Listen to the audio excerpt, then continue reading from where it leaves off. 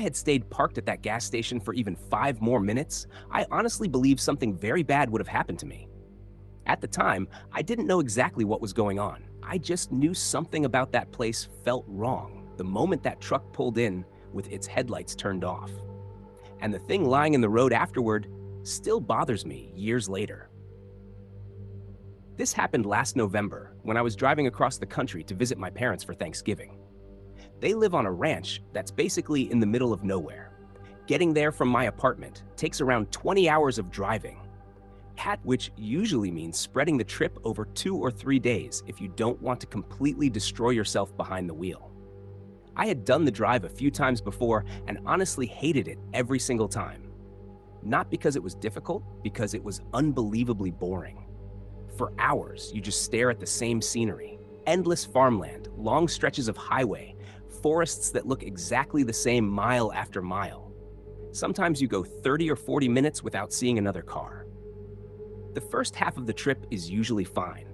There are big highways, truck stops, and cities every so often. But once you get farther out into the rural areas, everything starts to feel isolated.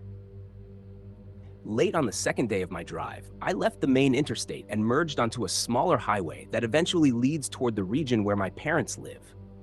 It's technically still a highway, but it's only one lane in each direction, and very few people use it unless they're heading to one of the small towns scattered out there. By the time I turned onto that road, it was already getting dark. I remember checking the clock and seeing it was somewhere around 7:30 in the evening. My original plan was to drive another hour or two, then find a cheap motel to sleep for the night before finishing the trip the next day. But that plan quickly stopped looking realistic. The farther I drove, the emptier the road became. There were no towns, no stores, no houses, just darkness on both sides of the road and my headlights cutting through patches of fog drifting across the pavement. After nearly 2 hours without seeing anything, I started to realize I might have to sleep in my car. Then finally, up ahead in the distance, I spotted a small gas station sitting by itself off the road. I felt relieved immediately. When I pulled in, the place looked old, really old. It had that faded family-owned look to it, like it had probably been there for decades. The paint on the building was chipped and the lights above the pumps flickered slightly. But the pumps were still on, so I figured I might as well fill up before resting. I stepped out, swiped my card, and topped off my tank. The entire time I was standing there, I kept noticing how quiet the area was. Not a single car drove past on the road. No sound except wind moving across the open fields. When I finished pumping gas, I parked near the side of the building and went inside the station to ask if it would be okay to rest in the parking lot for a few hours. There was only one person inside. A man standing behind the counter who looked to be around 50 years old. When I walked in, he looked up quickly like he wasn't expecting anyone at that time of night. I asked if it would be okay if I stayed parked outside for a little while since I'd been driving all day. He told me the station was about to close in 15 minutes and that he'd be leaving. Then he said something that stuck with me.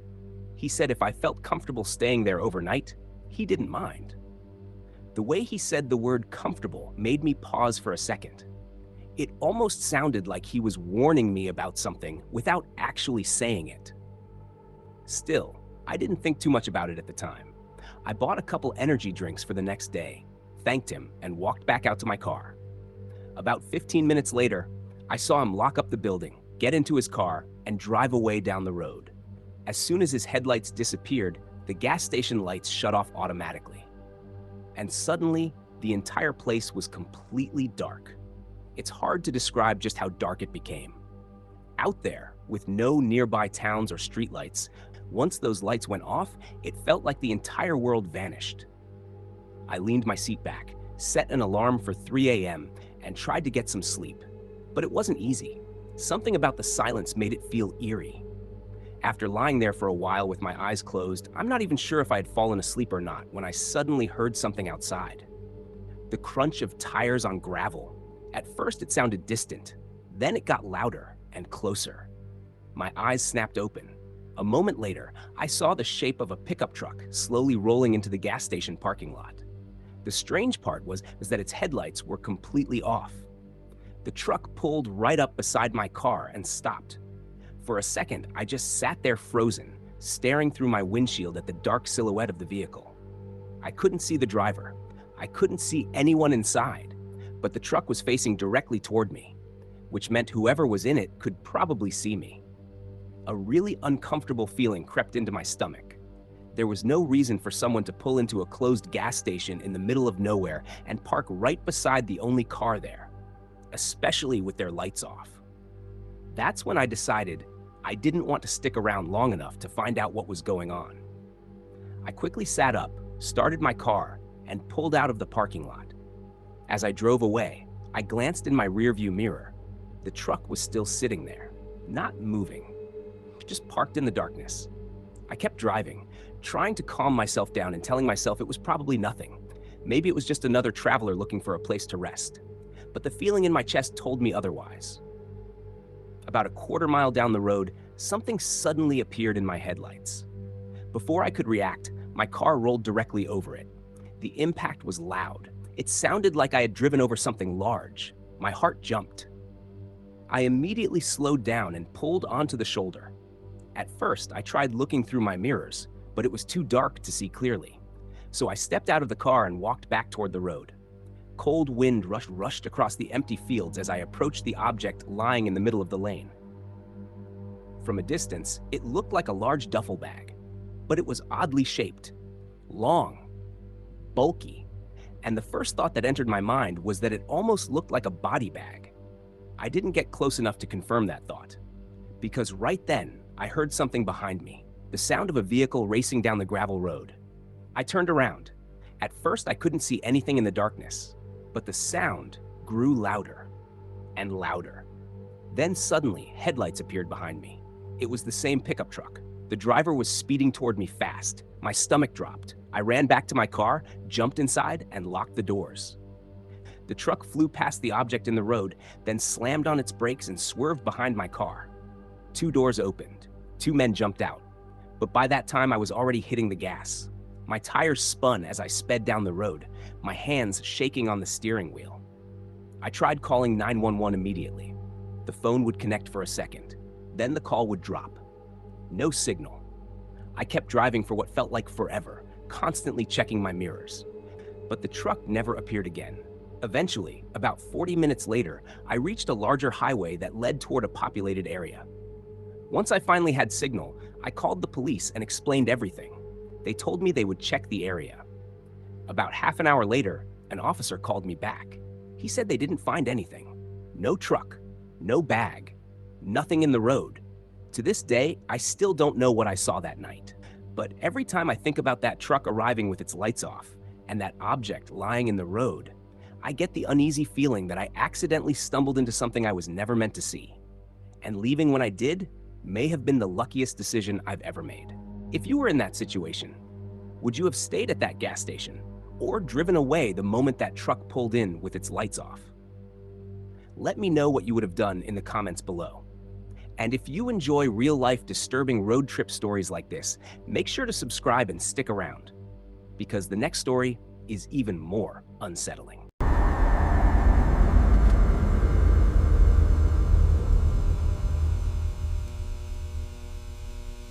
The moment I heard that man screaming for help in the dark, every instinct in my body told me something was terribly wrong. At first, I thought someone nearby was in real danger. But a few seconds later, when I heard people running through the grass around the gas station, I realized something much worse. The scream might not have been a cry for help at all. It might have been bait. This happened a few years ago when I decided to take a long road trip across the country. I had always wanted to drive from the East Coast to the West Coast instead of flying. Most of the time when people travel that far, they just take a plane and skip everything in between. But I wanted to actually see the country along the way. The trip itself wasn't for anything serious. I was planning to meet up with a couple of friends who had recently moved out west, but I also treated the drive like a personal adventure. I mapped out the entire route before leaving. Every stop, every gas station, every town where I planned to sleep. The first 2 days went exactly as expected.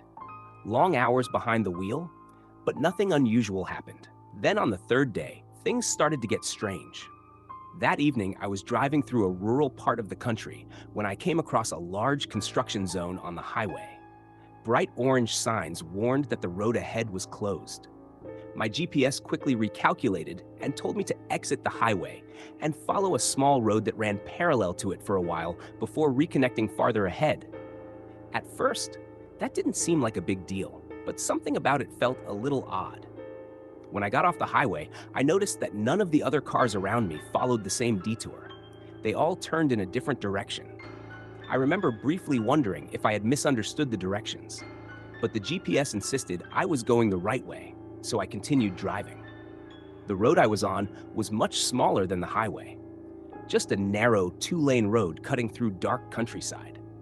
At first, I could still see the highway off in the distance, but after a while, the road slowly curved away from it and headed deeper into what looked like empty land. By this point, it was already getting dark. Winter was just beginning, so the sun had set early, and a light snowfall had started drifting through the air. The snow wasn't heavy enough to make driving dangerous, but it made the surroundings feel even more isolated. I drove for nearly an hour without seeing another car. No houses, no stores, nothing but fields and patches of forest stretching endlessly into the darkness. It started to feel like I had taken a wrong turn somewhere, but every time I checked the GPS, it still showed me on the correct route.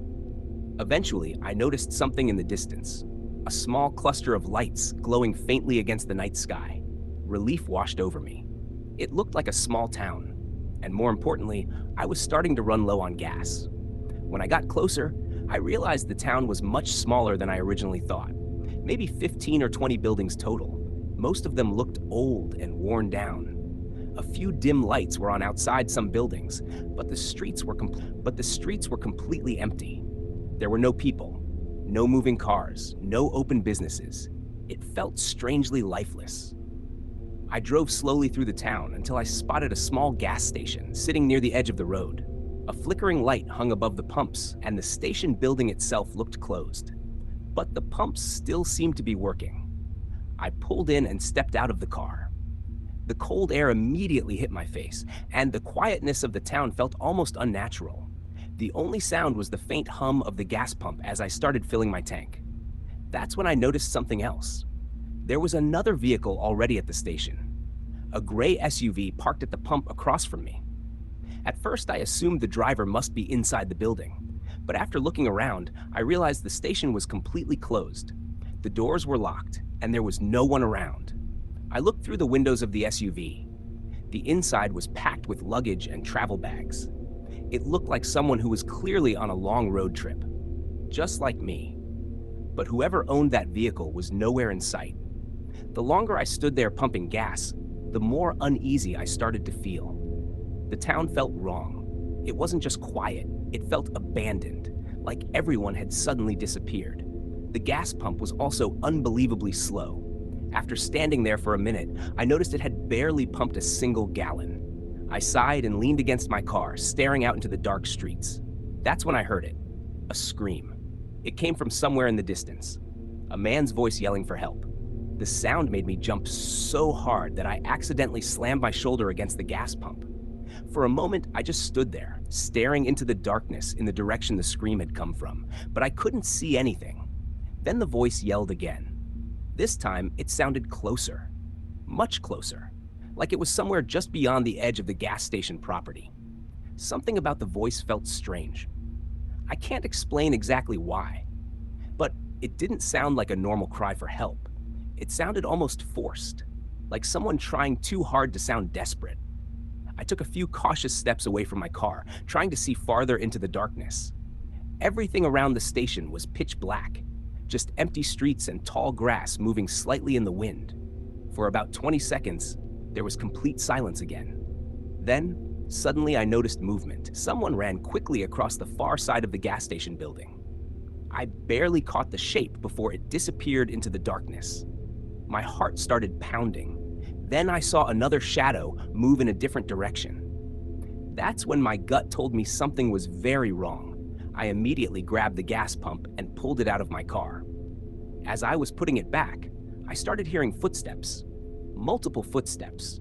People running through the grass surrounding the station. My instincts kicked in. I rushed back into my car and slammed the door shut. The moment I started the engine, several men suddenly emerged from the darkness. At least three of them, maybe more. They ran straight toward my car. It looked like they had been hiding in the dark the entire time, waiting. My heart nearly stopped. I threw the car into drive and sped out of the gas station as fast as possible. In my rearview mirror, I could see them chasing after the car for a few seconds before disappearing into the darkness again. I drove as fast as I could down the empty road, my hands shaking on the steering wheel. For the next several miles, I kept expecting headlights to appear behind me, but they never did. After about 40 minutes, I finally reached a larger highway with actual traffic. Only then did I start to calm down, but one thought kept repeating in my head: that gray SUV at the gas station. The one filled with luggage. If the owner of that vehicle had arrived only a few minutes before me, then maybe they had heard that same scream. Maybe they had gone looking for the person calling for help. And if that's true, I don't even want to imagine what might have happened to them in that dark town. Because those men clearly weren't there by accident. They were waiting for someone. And that night, it was almost me. What would you have done in that situation? If you heard someone screaming for help in the dark, would you have gone to look for them, or trusted your instincts and gotten out of there immediately? Let me know your thoughts in the comments below. And stay with me, because the next story might be the most disturbing one of the night.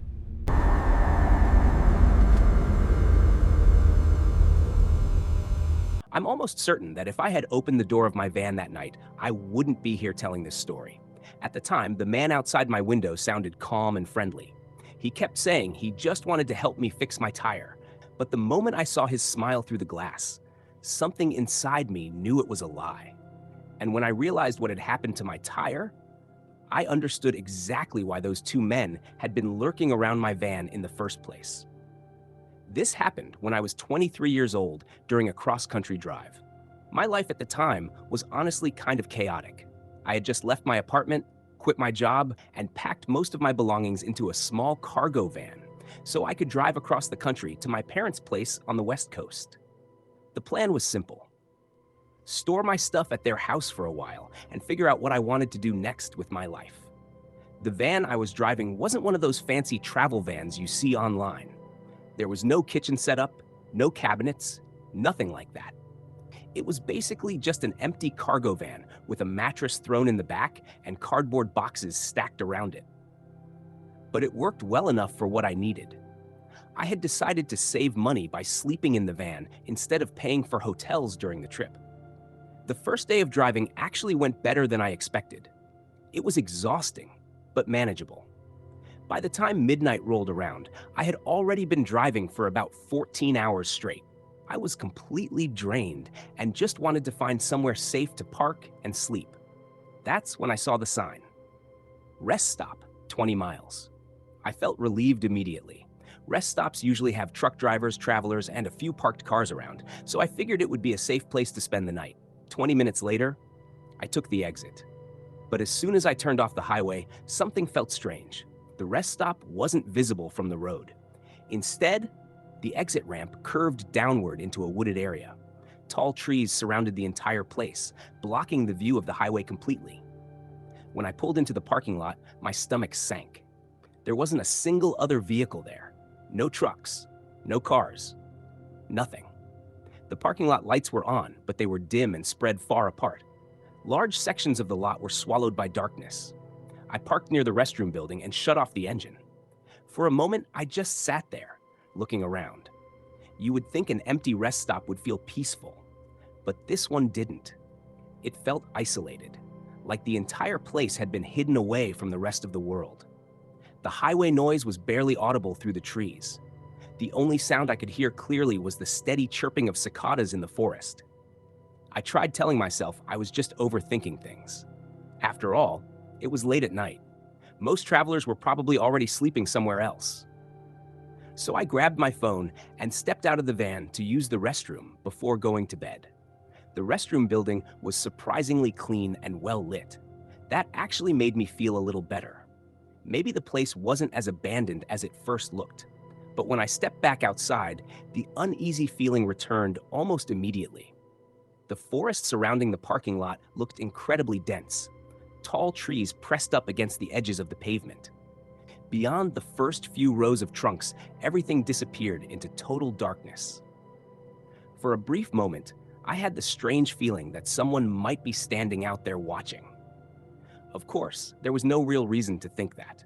Still, I walked quickly back to my van and climbed inside. To make myself feel safer, I pulled a curtain across the front of the van so nobody could see into the back where I was sleeping.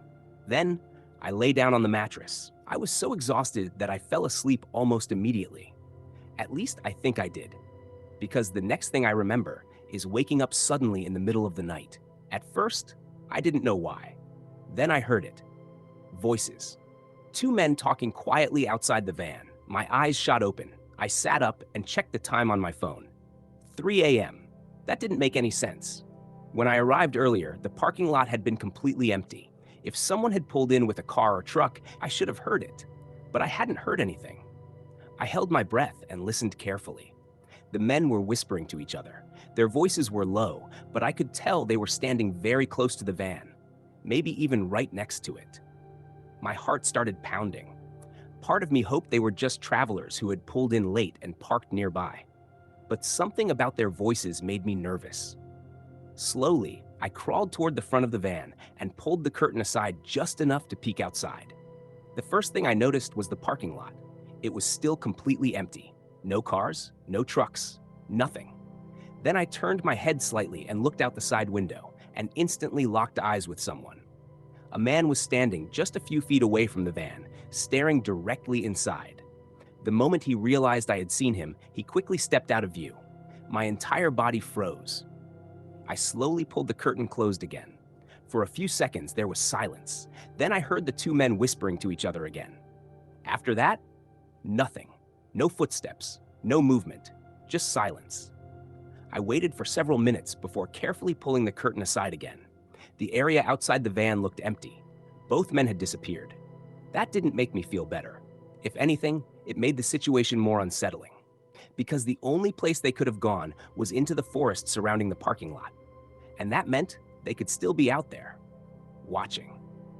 I didn't waste another second. I grabbed my keys, climbed into the driver's seat, and started the engine. My plan was simple: leave immediately and find somewhere safer to stop. I began driving toward the exit ramp that led back up to the highway. But halfway up the ramp, something felt wrong.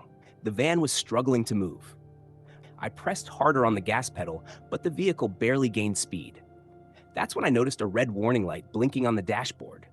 It was the tire pressure alert. A sinking feeling filled my chest. I glanced in the side mirror. The rear tire on the passenger side looked almost completely flat. That's when it hit me. Those men had been outside the van earlier, right beside the wheels. My tire hadn't gone flat on its own. Someone had damaged it, and now I was stuck halfway up the ramp leading back to the highway. The incline was too steep for the van to climb with a ruined tire. I looked around nervously, scanning the dark forest on both sides of the road. Then I heard something, a rustling sound coming from the trees. My heart started racing. I stared into the darkness for a few seconds. Then suddenly, knock, knock, knock. Someone tapped on the window beside me. I turned my head and nearly jumped out of my seat. It was the same man I had seen earlier. He was standing right next to the van with a wide smile on his face. "Looks like you've got a flat tire," he said calmly. "I can help you change it if you want." His voice sounded friendly, almost too friendly. But something about the situation didn't add up. He hadn't arrived in a car. He had come from the woods. And I knew there had been another man with him earlier. But now he was alone, or at least pretending to be. I didn't respond. Instead, I grabbed my phone and started dialing 911. The man's smile slowly faded. He knocked on the window again. "You don't need to call anyone," he said. "I'm just trying to help." As the call connected, the man's expression changed completely. His voice became more aggressive. He started hitting the window harder. Then he grabbed the door handle and tried to open it. Luckily, it was locked. That was the moment I realized I couldn't wait for the police. If I stayed there any longer, the situation could turn much worse. So I shifted the van into reverse. The damaged tire made horrible scraping sounds as I rolled backward down the ramp. The man followed behind the van for a few steps, yelling something I couldn't hear. Once I reached the flat parking lot again, I slammed the gas pedal and drove straight across the lot. The van shook violently because of the ruined tire. But I didn't stop. This time, I didn't slow down on the ramp. I pushed the engine as hard as possible. The van struggled, but eventually it climbed back onto the highway. Only then did I finally feel a small sense of relief. I drove several miles before pulling over to wait for the police. When officers eventually searched the rest stop, they couldn't find the men anywhere. But I'm convinced they were hiding in those woods, waiting for travelers to stop for the night. And if I had trusted that man and opened the door when he offered to help fix my tire, I honestly believe I might not have survived that night. And those were the 3 disturbing road trip stories. Now I'm curious, which one stayed with you the most? Was it story 1 with the strange truck at the empty gas station? Story 2 with the eerie town and the scream in the darkness? Or story 3 with the men waiting outside the van at the rest stop? Let me know in the comments by typing 1, 2, or 3. If you enjoyed these kinds of real-life horror stories, don't forget to like the video, subscribe to the channel, and turn on notifications so you don't miss the next upload. I post disturbing true stories like these regularly, and the next one might be even more chilling.